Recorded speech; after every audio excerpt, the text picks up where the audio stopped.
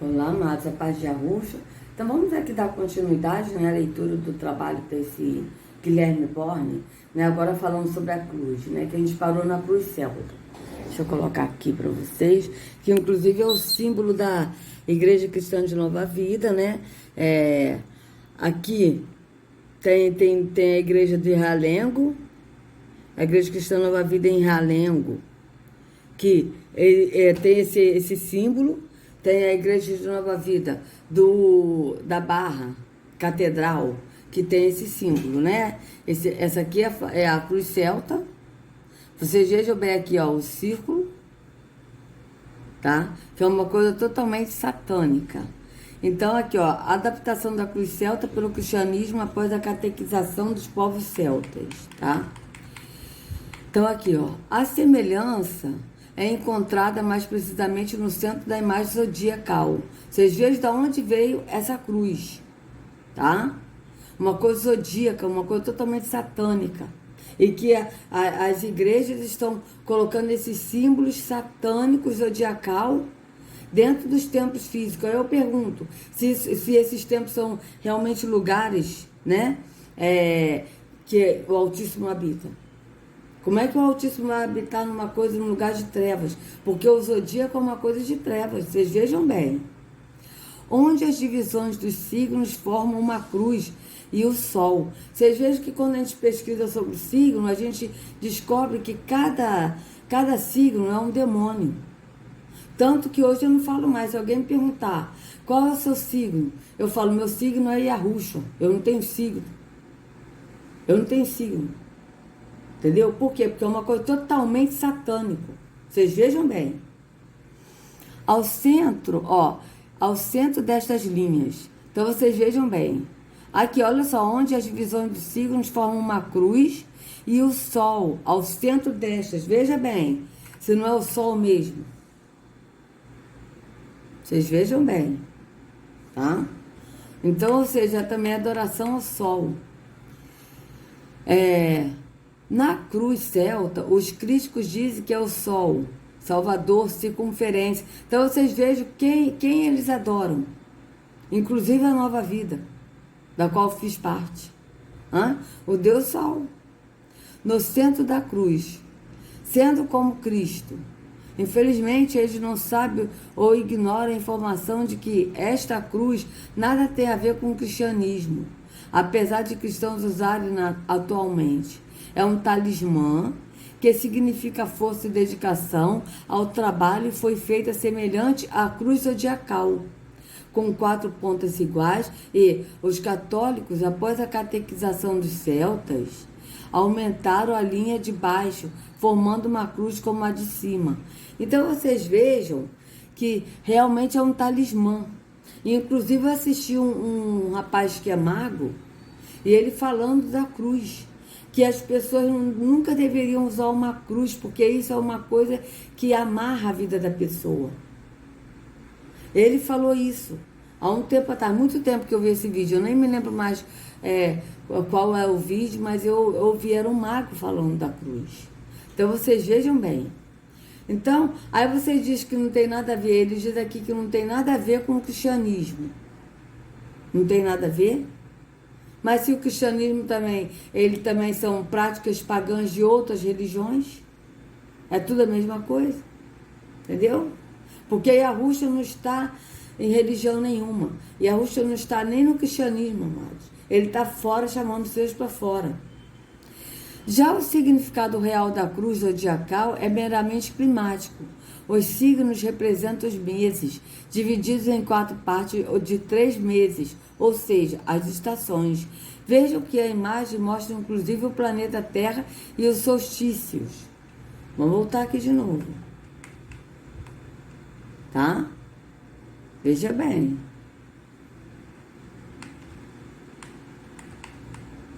Estranhamente, esse desenho deveria ser muito antigo, mas os desenhos do planeta e a sombra projetada pelo Sol nele não se encaixam neste desenho, pois, para as culturas antigas, o planeta era reto, plano e não esférico. Veja bem, Para as culturas antigas, o planeta era reto, plano e não esférico, ou seja, a Terra é plana. Veja bem, essa é uma evidência de que tal desenho não é tão antigo assim. Foi feito depois da descoberta de que a Terra era redonda. A Terra era redonda? É. A Terra é redonda, mas ela não é uma bola. É diferente, amados. É a mesma coisa, o prato. O prato é redondo, mas o prato é uma bola. Então, a Terra é como se fosse um prato redondo. E que em cima tem o domo, entendeu? Mas ela não é uma bola. Então, vocês vejam bem que ele está totalmente equivocado, tá certo? Aí aqui ele está falando, ó, de que a Terra era redonda. Ele está falando que a Terra é redonda, mas ele está dando a entender, para a pessoa entender que a Terra é redonda no sentido de ser uma bola. Mas a Terra é redonda no sentido como se fosse um prato. Né? Então vocês vejam que é diferente. Como poderia o cristianismo do século I copiar um símbolo que foi criado há poucos séculos atrás? Em 1500, a crença no planeta plano era ainda muito forte. Então veja bem, porque a realidade é que o planeta é plano, a Terra é plana, né? Então vocês vejam que o cristianismo, ele pegou todas as práticas do paganismo, do mitraísmo, tá? E colocou na religião cristã. Por isso que eles usam a cruz, porque também veio do paganismo. Porque o cristianismo também é uma religião pagã. Todas essas religiões são pagãs. A descoberta. A crucificação é fato. Esse método de punição era largamente difundido em Roma. Vários corpos já foram encontrados com sinais de crucificação, porém, nunca havia sido encontrado com marcas de prego. Assim sendo, a crucificação de Cristo era falsa. Então ocorreu uma revolucionária descoberta arqueológica em junho de 1968. Foram descobertos 4 túmulos em caverna no local de Givat Ha-Mivitá, ao norte de Jerusalém, perto do Monte Escopus. Este grupo de túmulos escavados em pedra calcária, assim como o de Jesus, datam no período do 2º século antes de Cristo até 70 depois de Cristo. Ou seja, inclui o ano 7º antes de Cristo, o nascimento de Cristo, tá? Ao ano 26 depois de Cristo, morte dele. O depois que ele está botando é morte. No total, foram encontrados ossos de 35 pessoas. Em uma das urnas encontradas com os ossos, a umidade havia conservado melhores ossadas, evidenciando marcas de morte por violência em 5 corpos, por pancada de clava, por fretes e por crucificação. Os ossos foram examinados pelo Dr. N. Hess, do Departamento de Anatomia da Universidade Hebraica e da Faculdade de Medicina de Hadassah. No ossário número 4, gente, eu não sei se é Hadassah, se lê assim, tá? Mas eu estou lendo como eu estou entendendo. No ossário número 4, dos 15 encontrados, gravado com o nome Yahonan Ben Hagalgal, foram encontrados os ossos de um homem adulto e de uma criança. Um grande prego de 20 centímetros tinha sido cravado no osso do calcanhar e as 2 pernas estavam fraturadas. Reis relata: os ossos dos 2 calcanhares foram transfixados por um grande prego de ferro. As tíbias tinham sido fraturadas intencionalmente. A morte foi causada por crucificação, fraturas exatamente igual aos ladrões junto à cruz, junto a Cristo. Será? Tá. Ficou na dúvida, né? Esse é apenas um exemplo de que a crucificação é fato e não mitologia. Agora o interessante. Os primeiros registros de crucificação foram encontrados em evidências pérsicas, provenientes de pelo menos 1000 anos depois do surgimento do deus Mitra, adorado na Pérsia. A crucificação só chegou no Egito depois que este foi conquistado por Alexandre o Grande. Alexandre aprendeu com os persas o processo de crucificação e levou para todo o seu império. O surgimento do deus Horus é muito mais antigo que Alexandre. Então, como ele pode ser crucificado, sendo que os egípcios não sabiam o que era isso? Além do problema ignorado pelos críticos sobre a ausência de evidências arqueológicas anteriores ao cristianismo, que diziam que tais deuses teriam morrido crucificados. Arqueologicamente falando, o primeiro relato documentado de um Deus sendo morto por crucificação foi Jesus Cristo. Vocês vejam que ele está falando de Jesus Cristo como Deus. Porque realmente Jesus Cristo é um Deus, o Deus Filho. Mas Yahushua, ele não é Deus. Yahushua é filho de Deus. É diferente. E outra coisa, amados, ele aqui está falando de tempos, mas esse tempo aqui que ele está falando é o tempo que foi mudado. Não é o tempo exato. Porque em Daniel 7:25, o profeta Daniel profetizou que eles mudariam os tempos e as leis. Então, esse tempo aqui que ele está falando não é um tempo real. Porque ele desconhece essa informação. Esse Guilherme Borne desconhece essa informação.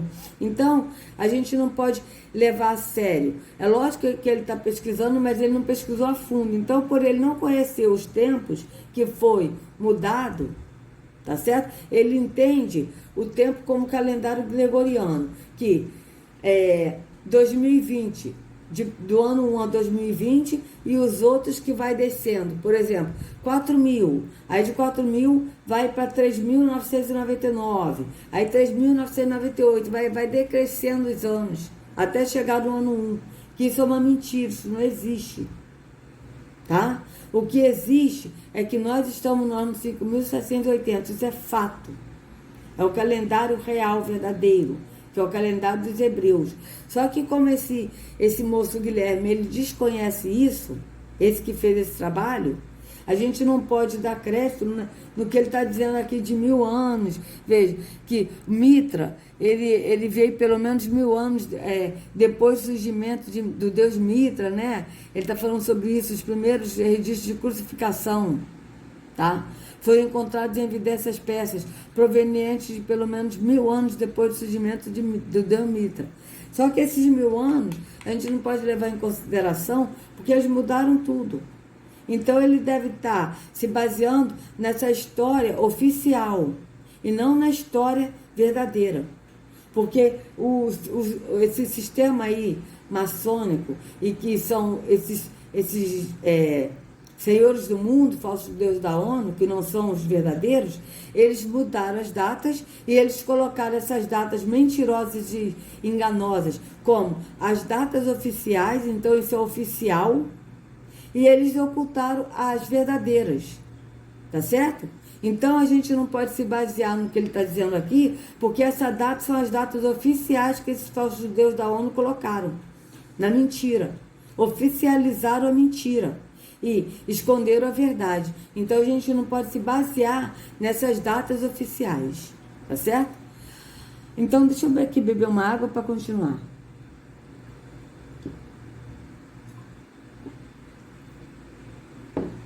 Então, a mesma história se repete com outros deuses mistérios. Isso tudo leva a pensar que, na verdade, tais detalhes desses deuses ou foram adotados do cristianismo por não possuir evidências anteriores a Jesus, ou foram forçadamente inseridos nas características desses deuses, justamente para desacreditar a fé cristã. Assim como fazem cientistas evolucionistas para desacreditar a ciência criacionista. Lei da biogenética de Haeckel, por exemplo. Vocês vejam que ele está cego na religião, esse moço. Por quê? Porque ele está falando que esses fatos eles devem ter pegado, adotado do cristianismo. E sendo que o cristianismo surgiu do mitraísmo. Então essa prática já existia antes. Tá certo? Com outras práticas pagãs. Então vocês vejam que ele está pensando, ele está dizendo como que os persas pegaram as práticas do cristianismo e colocaram no mitraísmo, sendo que é o contrário. Constantino, ele fundou essa religião, o cristianismo, e ele pegou todas as práticas do mitraísmo e colocou na religião cristã, na religião do cristianismo, que é a religião cristã. Tá certo? Então vocês vejam bem que ele está cego, esse moço. Outro fato é que tais deuses não deixaram nenhum registro completo de suas vidas. O que encontramos são apenas diversos desenhos, relevos, escrituras, etc. E que estes são muito controversos. Já Jesus e sua vida foram relatados em detalhes como nunca visto por um grupo de discípulos. Jesus deixou uma teologia extensa, porém simples, diferente de deuses de mistérios que não deixaram praticamente nada, além de suas histórias mirabolantes. Vejam a história de Mitra, por exemplo. Vocês vejam que ele está falando que Jesus deixou uma teologia extensa e Yahushua não deixou teologia, porque teologia é o estudo do Deus Terron. E Yahushua deixou a doutrina de andar no Espírito e ele nos revelou o Pai. Foi isso que ele fez. Não tem nada a ver com religiosidade, porque ele não está em religião. Então vamos lá. Vejamos a história de Mitra, por exemplo. Filho de Deus e outros adjetivos. Outro tipo de informação atribuída aos deuses de mistérios são os adjetivos largamente difundidos e ligados a Jesus Cristo, tais como luz do mundo, Salvador, Filho de Deus, Cordeiro de Deus, Alfa e Ômega, Bom Pastor, a verdade, Rei dos Reis.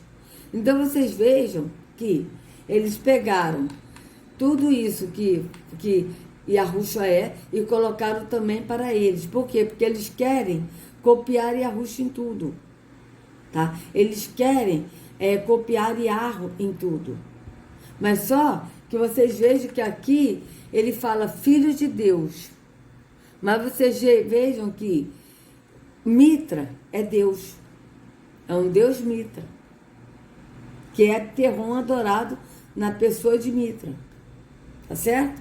E Yahushua não é Deus, ele é filho de Deus. Do Deus verdadeiro. Porque Mitra é filho do Deus falso Terron. Então vamos lá. Luz do mundo.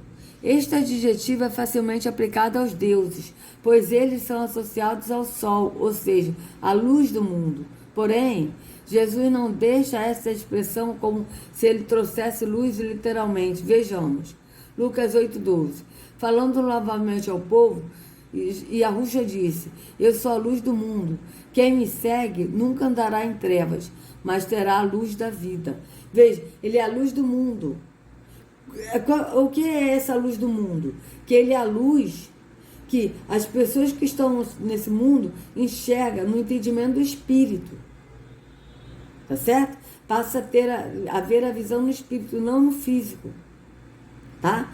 Então aqui, ó, veja bem, tanto que ele diz, quem me segue, segue a quem? Segue a ele, não é seguir uma religião no cristianismo, não é seguir um líder religioso, mas é seguir a Yahushua.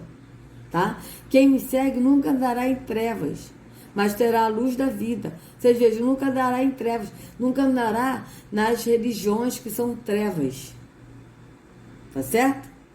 Mas terá a luz da vida, que é Yahushua, porque ele é a luz. Tá certo? E Yahushua não está se referindo à luz do dia, ou luz de vida, que garante a sobrevivência na terra, mas sim da vida sem pecado, salvação, da vida eterna também, né? E Yahushua também nos chama de luz do mundo. Um Deus pagão jamais daria um título como este a um homem. Salvador. Outro adjetivo facilmente atribuído ao sol. O sol salva a vida existente na terra. Porém, para Yahusha não é utilizado esse termo semelhante aos deuses. Eles salvam a vida existente no planeta. Yahusha, diferentemente, salva do pecado e da morte espiritual. Tá? Da morte espiritual, né? Ou seja, Yahusha nos salva da morte espiritual porque as pessoas que estão no engano da religião estão mortas no entendimento. Tanto é verdade, amados, que em Provérbios 21:16 diz assim, como eu já li várias vezes, né? Mostrei para vocês. O homem que anda desviado do caminho do entendimento, na congregação dos mortos repousará. Então veja, o homem que anda desviado do caminho do entendimento, ou seja, no caminho do espírito, na congregação dos mortos, qual é a congregação dos mortos? São os templos físicos. Repousará. Então vocês vejam que Yahusha, diferentemente, salva do pecado e da morte espiritual. Salva da morte espiritual por quê? Porque ele nos leva ao Pai e o Pai nos ressuscita no entendimento do Espírito. Então nós passamos a ter vida no Espírito e a nossa carne é mortificada. E assim nós não andamos mais na concupiscência da carne. Por quê? Porque nós andamos no Espírito. Tá certo? Ele nos dá a vida eterna também. Então vocês vejam bem. Que nós andamos na vida, que é Yahu e Yahusha, e nós andamos no entendimento do Espírito, tá certo? E a nossa carne é mortificada. Então é isso, tá? Vou parar aqui enquanto os cachorros estão latindo para beber uma água.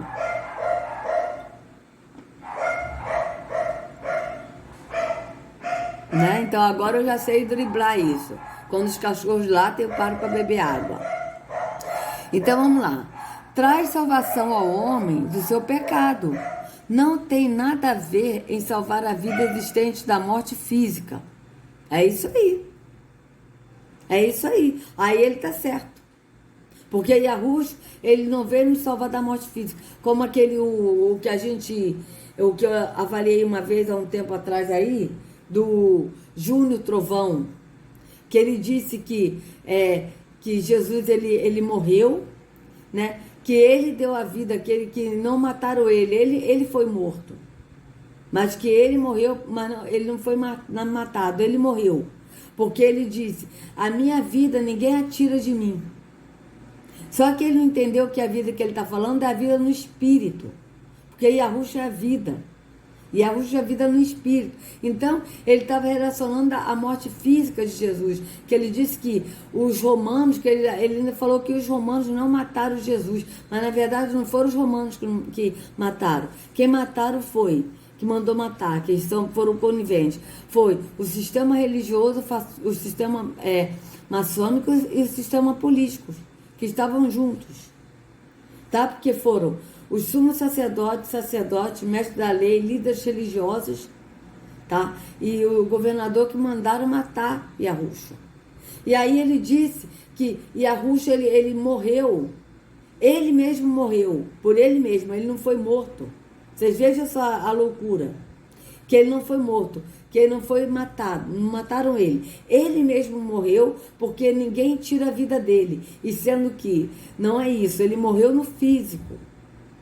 Mas a vida dele, que ele está falando que ninguém atira de mim, a minha vida ninguém atira. É a vida no espírito, porque ele é a vida. Vocês vejam bem, né? Então vamos continuar. Filho de Deus. Adjetivo obviamente atribuído a qualquer divindade que fosse gerada por um Deus. E Jesus não é diferente. Vamos lá, vou botar Jesus aqui.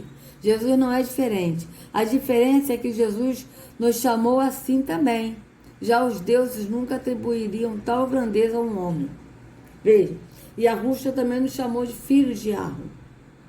Se a gente estiver nele, nós também seremos filhos de Yahweh. Então veja bem. Cordeiro de Deus, alfa e ômega.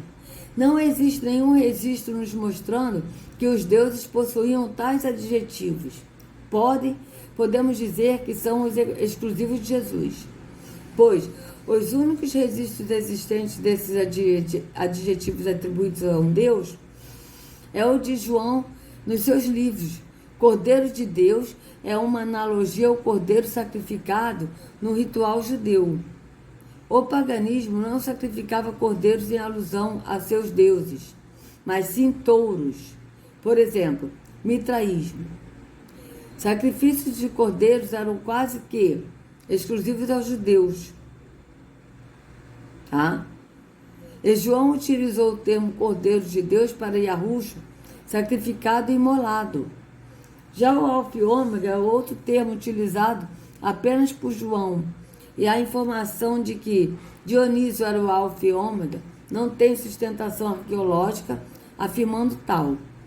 O que se especula é que existe a possibilidade, pois este título tem origem na Grécia e João esteve cativo lá.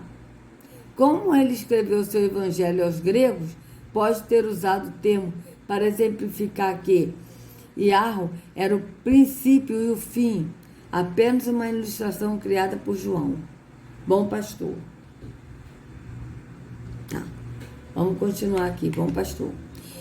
Pastor do quê? De ovelhas? Porque de homens eles não eram capazes. Tal adjetivo pode ser conferido a qualquer entidade que queira se mostrar benévolo, caridosa, servil, amável, etc.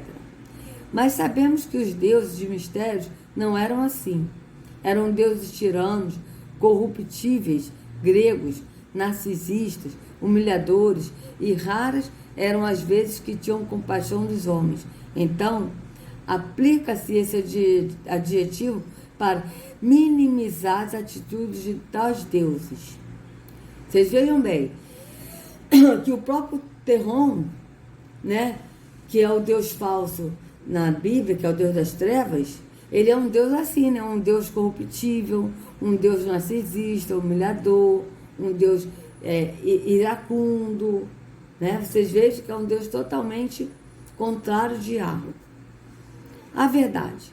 Tal título também pode ser visto como exclusivo de Yahushua. Tal expressão vem do texto a seguir. João 14,6.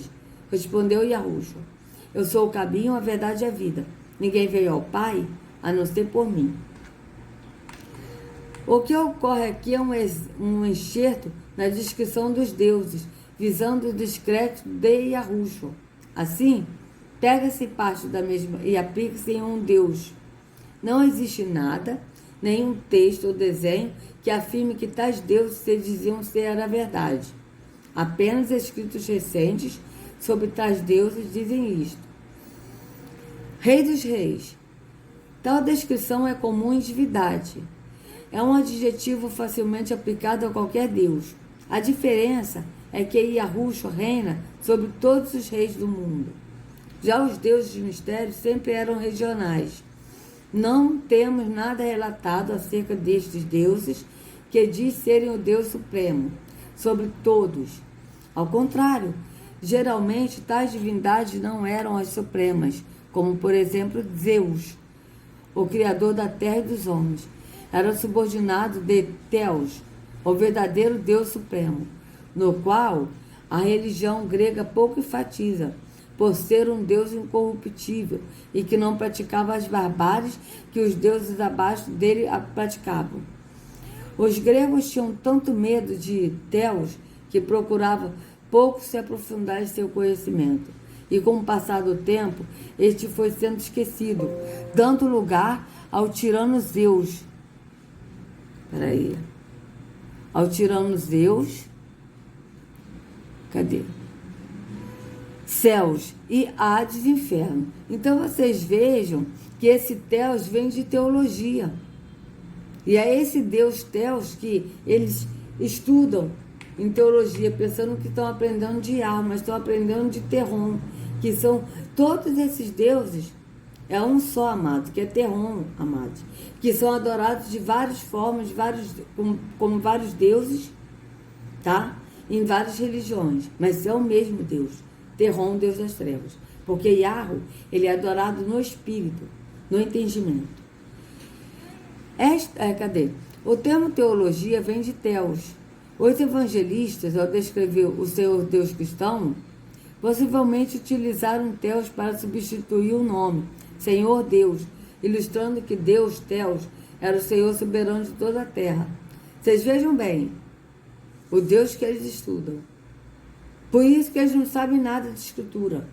Quando a gente fala com esses teólogos, eles enrolam e não falam. Por quê? Porque eles não conhecem Yahweh, eles não conhecem o andar no Espírito, eles não conhecem a Escritura, sendo interpretada no Espírito, pelo próprio Espírito, que nos mostra no Espírito que está escrito. Eles veem tudo físico, falam tudo físico. Vocês vejam bem. Esta hipótese é a base para o estudo do fator Melquisedeque, que será explicado posteriormente. A remissão de pecados. Outra fraude que é aplicada aos deuses é a remissão dos pecados. O termo pecado tem sua origem no povo hebreu.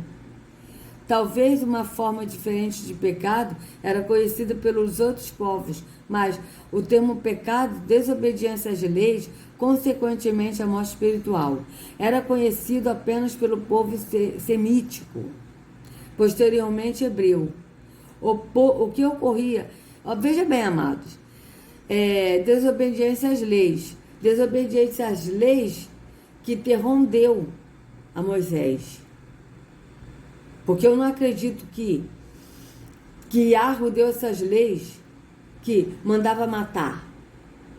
Se um homem adúltero e uma mulher adúltera for pega em adultério, um homem e uma mulher for pega em adultério, apedreja ele até a morte. Eu não acredito que Yahweh deu essa lei. Entende? Então vocês vejam bem que é consequência da morte espiritual. É lógico, porque as pessoas que estão na lei, que vem de Terron, estão na maldição, debaixo de maldição. Por quê? Porque estão adorando um Deus maldito. Tá certo? Aqueles que estão na bênção, na obediência a Yahweh, que adoram o entendimento do Espírito, estão na liberdade que Yahweh dá. Agora, esses que estão praticando atos da lei, estão debaixo de maldição. Tá certo? Então, estão na morte espiritual. Vocês vejam bem. O que ocorria em outras religiões era o erro de alguém que pedia perdão ao seu Deus, mas não tinha consciência do que era pecado, morte espiritual. Este ato foi registrado pela primeira vez em Gênesis e não é registro mais antigo utilizando o termo pecado. Entre outras palavras, os deuses não perdoavam ou redimiam pecados. Tal atitude era exclusiva de Yahweh. Aqui ele botou Jesus, mas aqui está falando de Yahweh e Yahushua, que perdoava, porque Yahweh é perdoador. Então, Yahushua, filho de Yahweh, ele também é o único entendimento do Pai. Tá certo? Então, ele perdoava o pecado porque o Pai perdoa. E Yahushua também perdoa. Tá certo? Refutando o plágio. A chave da questão é, deuses de mistério não possuem evidências anteriores a Jesus para que sejam afirmadas as informações acima a eles atribuídas. Sendo assim, até que se encontre algo, são os seus detalhes adotados do cristianismo. De novo, eu digo que ele está cego, porque o cristianismo não adotou esses detalhes. Esses detalhes Constantino pegou do mitraísmo e colocou no cristianismo. Tá certo?